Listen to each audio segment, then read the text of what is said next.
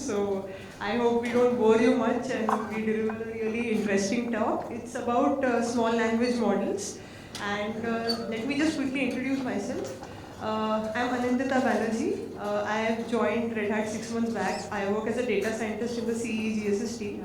Post to that, I have around a decade of experience in data science. I specialize in NLP. I come from an R&D background, and I have a couple of patents and publications as well in the space. So I'm really excited to deliver this talk on small language models. And along with me, I have Abhijit Roy. So I'd request him to introduce himself. Hello, hi everyone. So I'm Abhijit Roy. I'm working as a software maintenance engineer at Red Hat. So I basically work on the infra part. Okay. Thanks, Abhijit. The title says, scaling down to scale up. So what do we want to show here is, how effective SLMs are. We know that large language models are making the headlines these days. Everywhere we hear this has been released, that has been released. We have GPT-4, we have Llama 2 and whatnot. But the question is, can everybody afford that kind of an infrastructure? So we want to, showcase the power of small language models, that it requires, minimum resources and it can reach to a wide spread of audience. So we will showcase it through a demo in the education space, that how effective it can be. And I really hope you enjoy the session. So coming to the agenda for the talk, for people who are not familiar with AI/ML, I'll quickly introduce what are language models in general, what are SLMs, why do we need SLMs? Although we have very powerful LLMs here, what are the types of different SLMs and what are the nuances that we should know about? Then we'll quickly walk through our very small demo, EduMate, in which it is like an AI-powered, very customized educational assistant tool. And then what are the final concluding thoughts about this? So next slide, please. Yeah, so what is a language model in very layman terms? So if we have lot of text and we pass it through a language model, internally what it does, it's just maths. It is just a probability distribution function, so it gets lot of words, it learns lot of patterns from that data, and it tries to predict the next one. Very, very simplistically that way. And as most of us might know, the applications could be, chatbots, summarization, explanation generation, and those kinds of things. So the next slide, please.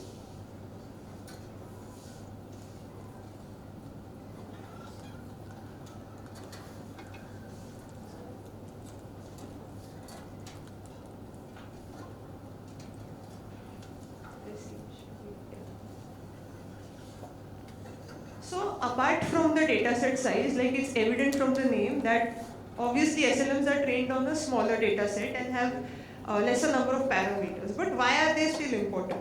So let's take a very common example. So most of us have used ChatGPT. So you might have seen that it hallucinates many times. If you ask him very generic questions, it will give you good answers. But when you ask ChatGPT very specific domain-oriented question, most of us have observed there are a lot of hallucinations and it just gives you very, very weird answers sometimes. That's where SLMs come into picture. The power is that we can train SLMs on very, task-specific, domain-specific tasks and use it for very specialized applications, that too with very less resources. So that's the power of SLMs. We can even right now for the demo also, we are showing you on a Windows machine, which has a very normal CPU. It's not even Mac, so it can even run on CPUs and mobile devices for that sake. So that's the power of SLMs. So the next slide, please. So this is just a very, funny way to show the comparison of what is SLM versus LLM. So yeah, so the next slide, please. Yeah, so these are, the finer types of SLMs depending on the problem and depending on the kind of infrastructure we have. So it is always the question of, the kind of infra we have versus the kind of problem we want to solve here. So if your application is, very simple and does not need very complex kind of things, and you just have mobile devices, you can even use, Distilbert, Tiny and those sort of models for very, very simple things. Then comes the next category, small, so which has up to 100 million parameter size and just requires around 400 MB memory. You can use it with minimum GPU and CPU. So some examples, some of you may already know GPT-2, BERT small and those things. For our demo, we have used Planty5 small, which is from Google. The next category comes as medium, where if you have more memory, then it is up to 10 billion and the memory is up to 10 GB. So these are, for more complicated problems where you have to do advanced reasoning tasks, explanation generation kind of problems which require, more complexity. So there even SLMs can be used in these problems. So the next slide, please. Yeah, so this is a very high level, picture of how SLMs work at the core. I try to explain it at a very abstract level. Suppose you have a training data set. This could be, anything, text chunks, documents, anything, but it has to be text. And we have an SLM that is already a pre-trained model on a very generic data, okay? The important step is the fine-tuning part, where using certain techniques, I have listed two of them. One is parameter fine-tuning and one is prompt engineering. So these two are the, gist of it, that we train that pre-trained model on a very, specific domain-oriented problem. So for example, in parameter fine-tuning, if you are a little bit familiar with deep learning, we can change some of the parameters like the number of epochs, the temperature, the batch size and those kinds of things. So that, these are sort of based little mathematical to, make the model understand the specific problem that it is trying to solve. Prompt engineering is simpler. So based on the specific thing that we want to achieve, we can design, very logical and semantically relevant prompts so that the model addresses the correct problem and it prevents the model from hallucinating here and there. Basically, prompt engineering is designed to make the output of the model even more nuanced and fine. And finally, what we get is some kind of a text-generated output which answers our problem. So in our demo, what we have done is we have built a very small AI assistant, which even normal schools and colleges which don't have that kind of heavy infrastructure or can't afford that kind of infrastructure, they can also use it. So that is the purpose of the demo. So what we have done is we have taken a maths data set. Generally probability many people find tough, so we have taken probability data set. We have curated the data set and fine-tuned the model on that. And using other techniques like parameters and prompts, we have further fine-tuned that model. And we have designed a very end-to-end system which would generate questions from that subject depending on the difficulty level. The gist is to cater to the different adaptive learning needs of every student so that everybody can benefit from it. And then also the user can enter the answer and the model can validate that as well and then provide a very, very customized feedback. So, anybody can use it and they can customize it as per their own requirements. Some very small courses, quizzes, the teachers could easily do, even with smaller models like SLMs. So the next slide, please. Yeah, so this is a little more detailed about the fine-tuning for SLM. So like I explained, we have taken a probability data set. What we have done is we have, apart from the usual cleaning and pre-processing, we have added difficulty levels of questions and we have made it a very balanced data set so that the model should not fluctuate here and there. And plus we also generate answers from the model, so we have added that kind of augmentation in the data set and normalized our answers so that the answer generation part also doesn't hallucinate much. Coming to parameter fine tuning, most of us may know or may not know there is a parameter temperature. So that is a trade-off between the precision and the creativity. So the lesser the value of temperature will have less creativity but will have more stable model output. And more the value of temperature, our model will generate very good questions, but there will be also risk associated with it. So we have kept an optimal value so that we also have sensible and logically coherent questions, and we are able to solve the task at hand. And also the number of epochs and those kinds of the traditional things. And at every step we have monitored the training and validation loss so that our model doesn't overfit to a large extent. And the last part is, which is not the least, that is prompt engineering. Many times we have seen, because we have used a publicly available model. So there are two kinds of SLMs that are available in the market. One are paid.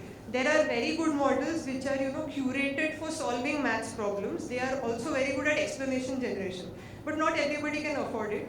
And so we have used a publicly available model, and we have designed our prompt in such a way that the model does not get confused, because sometimes what was happening was the model was generating a question. For example, it was generating a dice probability question.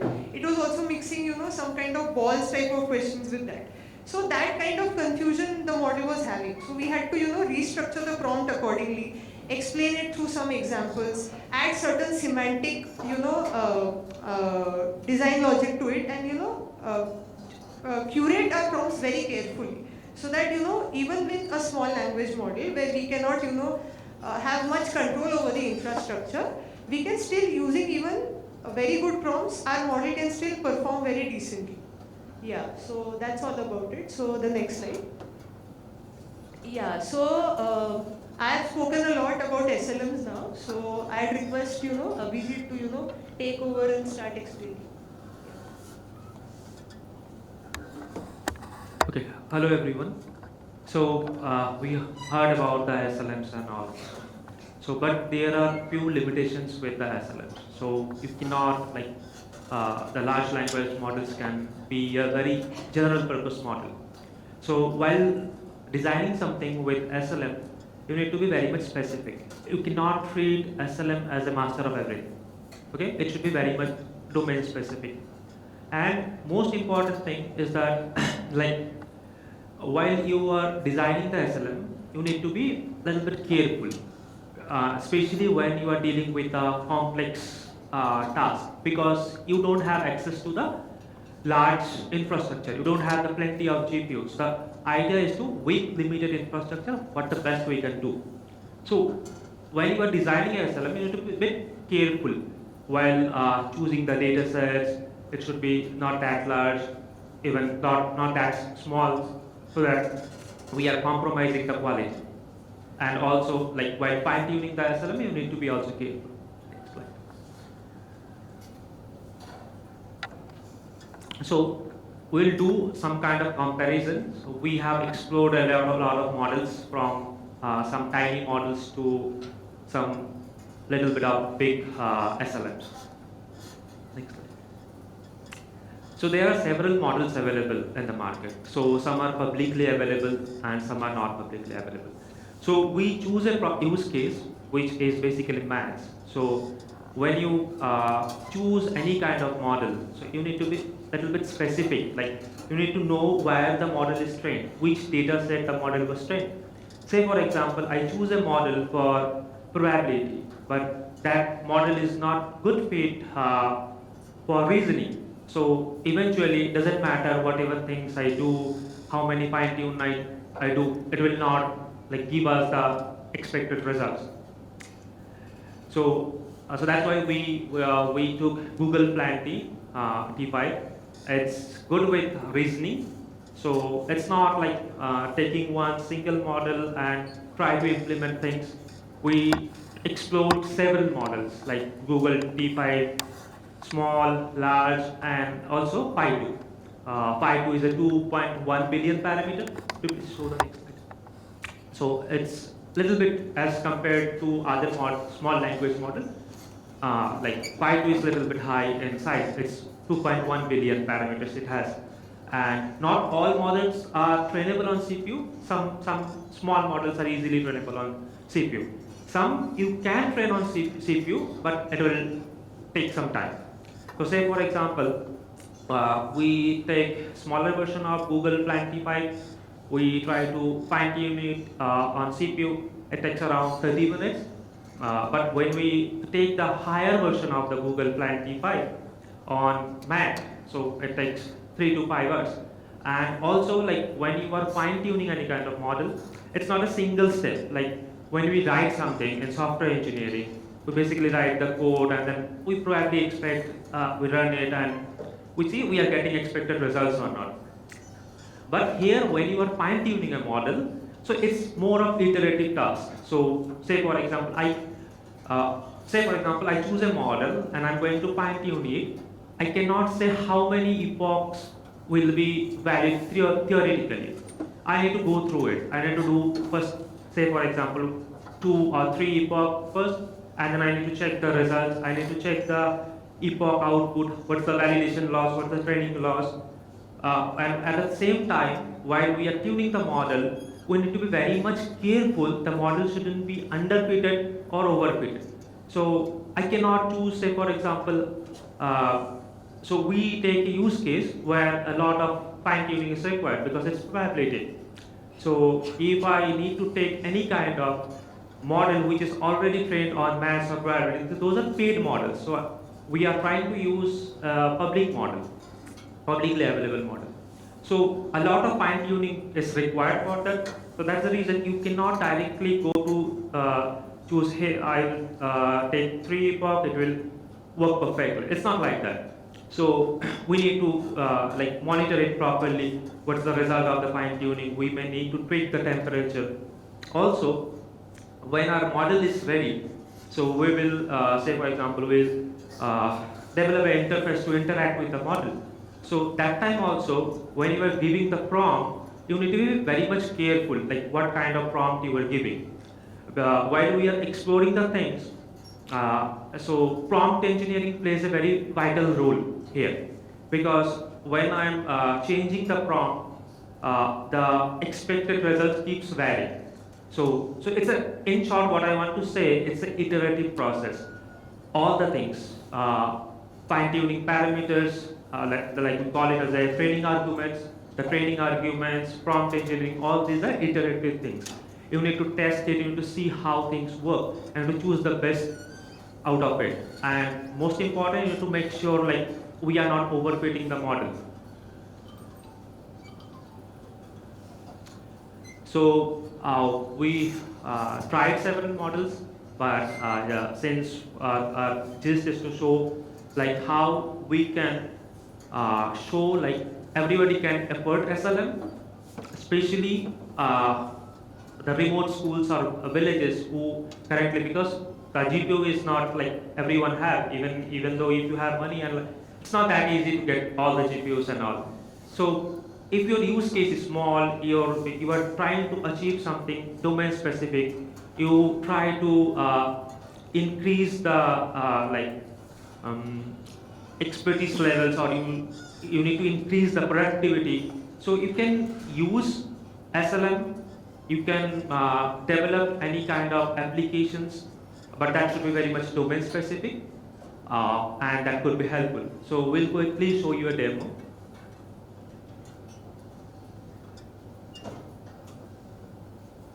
So we designed the front end in Streamlit.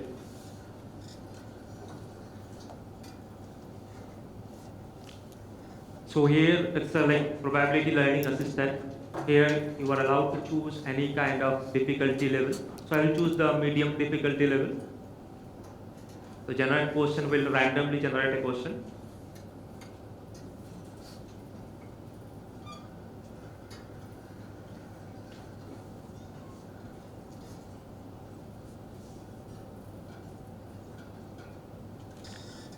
Okay, so this is how we try to like prove our theories. It's doable. It's not like we make a hero product. So we just try to think. We take a data set. We try to fine tune it in CPU and also in GPU, and it's doable. It's pretty much doable if your use case is like very much domain specific. And most important things, like few things needs to be keep in mind while designing any kind of, whether it's SLM especially, even it's like related to LLM also. So the data set, I will say data set is the backbone of any kind of LLM or SLM things. You cannot have junk there. You cannot have so much of repetitive things over there. So say for example, we took a data set of 500 questions. So here, if I take, say for example, 50 questions and in a repetitive way, so then when I will ask model to generate question, he will repeat the same thing. So data set is the backbone of any problem. So that's the first thing. And next is like which model you are choosing, that should match your use case, the second thing. And third thing is like fine tuning your training argument parameters, how you train your model. Okay, so Anindita will cover the last part. Yeah, thanks Abhijit. So we are almost towards the end of the talk. I hope you really enjoyed the demo. So what can we learn from talking so much about SLMs and the quick demo? So if you like, education is a very vast domain.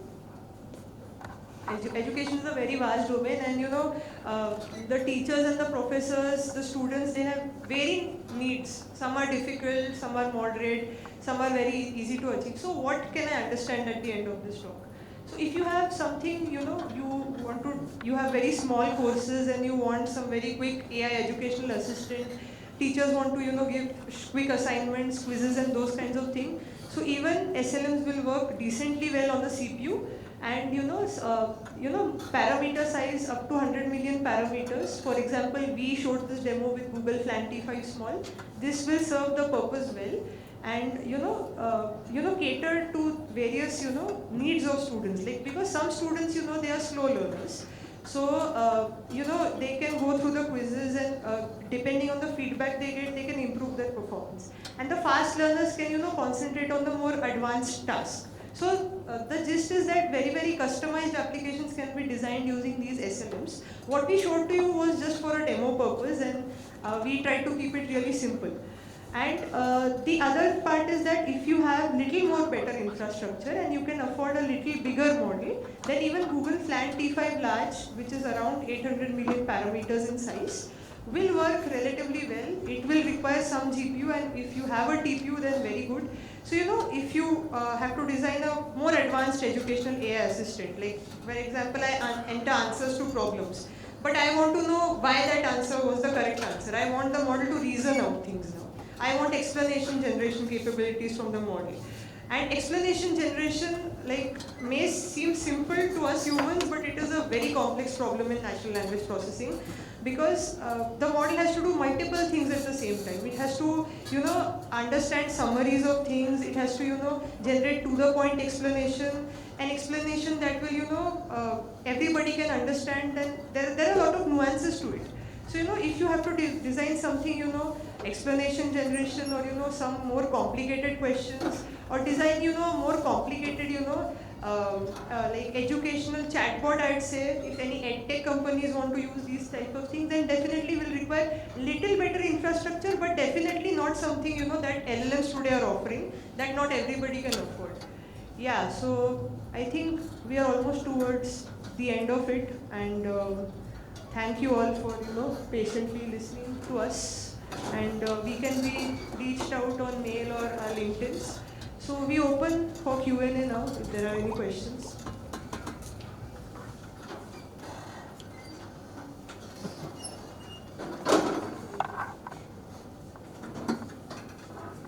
I have very small question.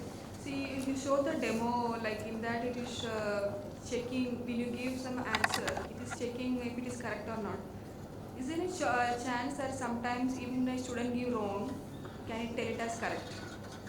Like how we can verify that it will always give the correct answer, because students shouldn't learn the giving a wrong answer. If it says correct, they should not learn it like that.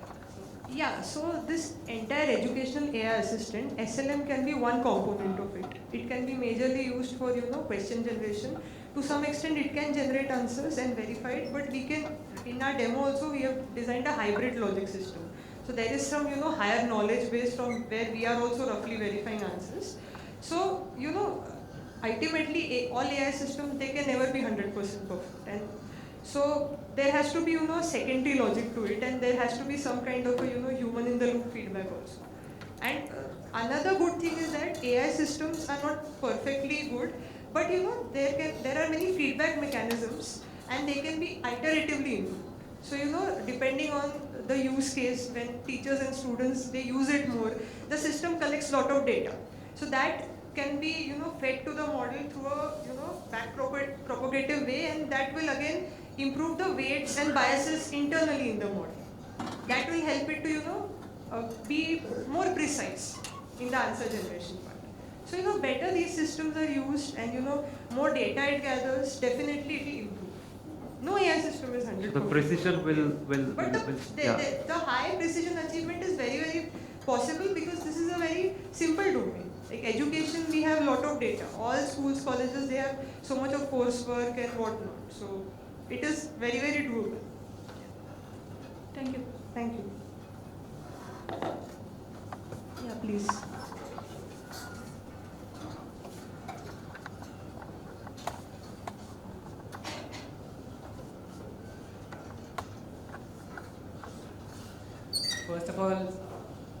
First of all, this demo was really awesome. I just want, I have some quick question. Like as you truly mentioned about the data set preprocessing, you mentioned about the probabilistic data set. You use the model in the same use case, like the probabilistic model. And in the risk management, you mentioned about we need to take care of some risk as well, like selecting the data set. Then, in case of like adjusting it for SLMs, do we need to take care of something more? Like in case of using directly the training the LLMs, we usually start with the standard practices with some hyperparameter optimization that you talked about.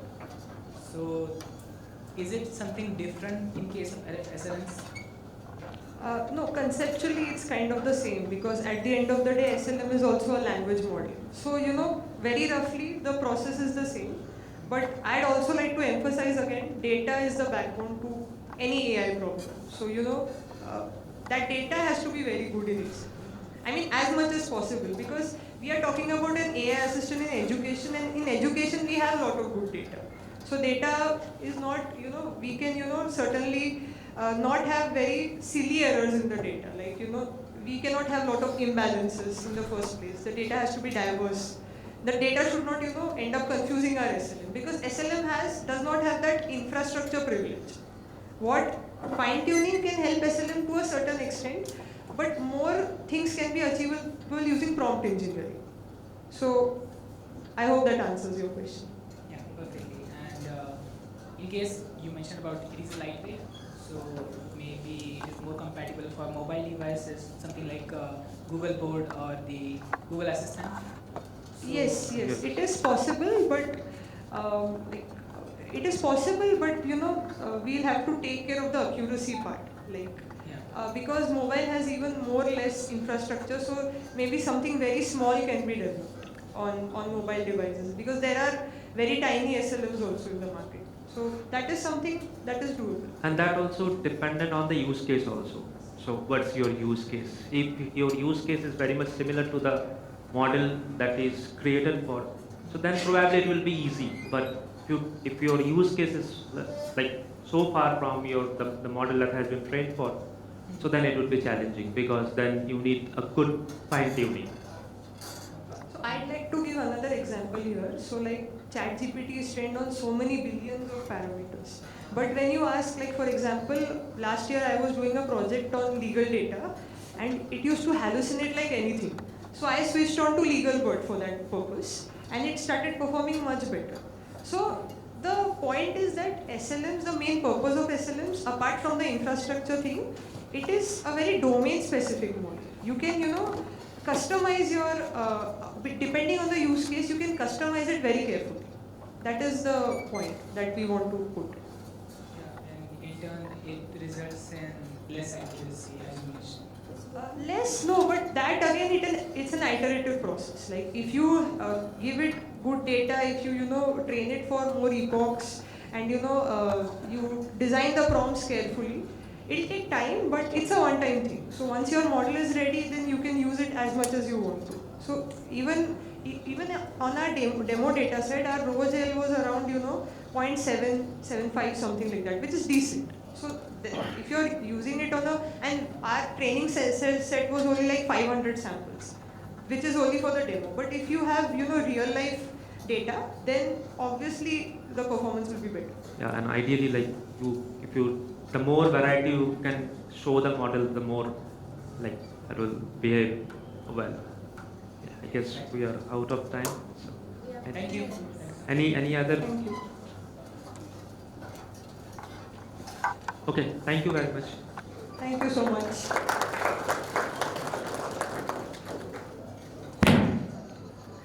Sorry about that. Thank you so much for the wonderful session. We have the QR code displayed on the screen for your kind feedback.